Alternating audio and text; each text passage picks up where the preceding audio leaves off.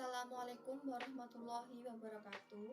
Perkenalkan, nama saya Rizky Zulfa Mutiara Devi dari kelas Perbankan Syariah E, NIM 402190159. Di sini saya akan menjelaskan materi tentang penelitian kualitatif. Yang pertama yaitu data dan sumber data dalam penelitian kualitatif.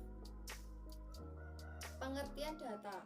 Menurut Ralston dan Reilly, Chamidi 2004, data didefinisikan sebagai fakta atau apa yang dikatakan sebagai hasil dari suatu observasi fenomena alam. Sebagai hasil observasi langsung terhadap kejadian atau fakta dari fenomena di alam nyata, dan bisa berupa tulisan atau gambar yang dilengkapi dengan nilai tertentu.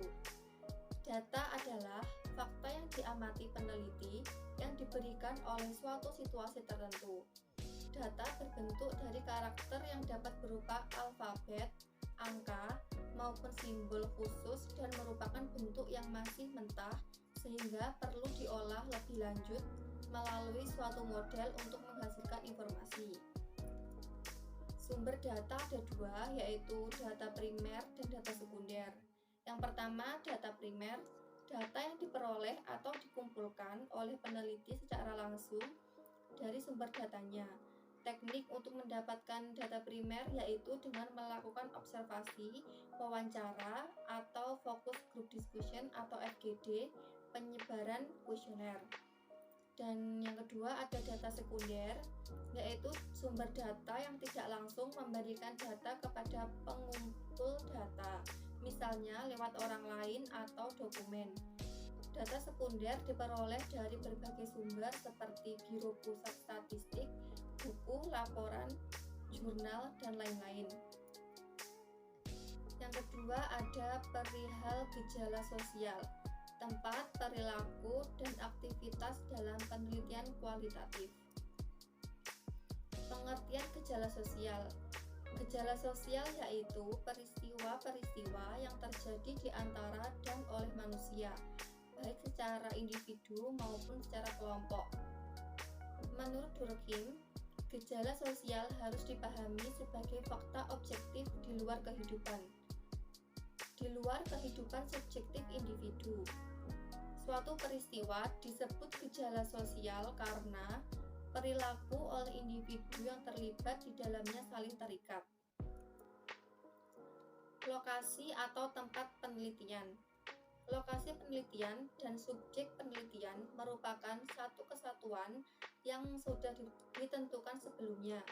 Miles dan Huberman dalam Creswell 2012 halaman 267 menyatakan bahwa pembahasan mengenai para partisipan dan lokasi penelitian dapat mencakup 4 aspek, yaitu setting atau lokasi penelitian, aktor, peristiwa atau kejadian apa saja yang dirasakan oleh aktor yang dijadikan topik wawancara dan observasi, dan yang keempat ada proses, sifat peristiwa yang dirasakan oleh aktor dalam setting penelitian.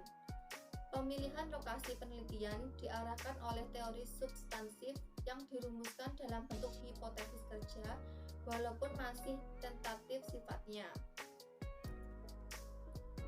Perilaku dan aktivitas dalam penelitian kualitatif.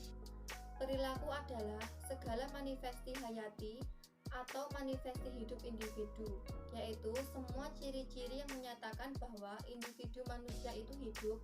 Perilaku ini bukan hanya mencakup hal-hal yang dapat diamati, tetapi juga yang tersembunyi. Yang ketiga ada teknik pengumpulan data dalam penelitian kualitatif. Pengertian teknik pengumpulan data. Metode pengumpulan data adalah teknik atau cara-cara yang dapat digunakan oleh peneliti untuk pengumpulan data atau informasi sesuai fakta-fakta yang ada di lapangan. Teknik dalam menunjukkan suatu kata yang abstrak hanya dapat dilihat melalui angket, wawancara, pengamatan, ujian, dokumentasi, dan lain-lain.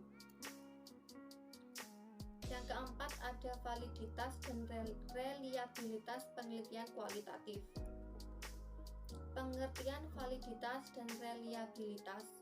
Pengertian validitas menurut Azwar yaitu validitas berasal dari kata validity yang berarti sejauh mana ketetapan dan kecermatan suatu instrumen pengukur atau tes dalam melakukan fungsi ukurnya. Suatu tes dikatakan mempunyai validitas yang tinggi apabila hasil ukur yang sesuai dengan maksud dilakukan pengukuran tersebut.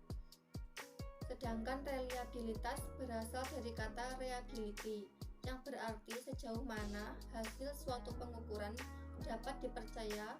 Suatu hasil pengukuran dapat dipercaya apabila dalam beberapa kali pelaksanaan pengukuran terhadap kelompok subjek yang sama, selama aspek yang diukur dalam diri subjek memang belum berubah. Pengujian validitas dan reliabilitas itu ada 4. Yang pertama ada uji kredibilitas, kedua pengujian transferability, yang ketiga ada pengujian dependability, dan yang terakhir ada pengujian confirmability. Sekian, terima kasih. Wassalamualaikum warahmatullahi wabarakatuh.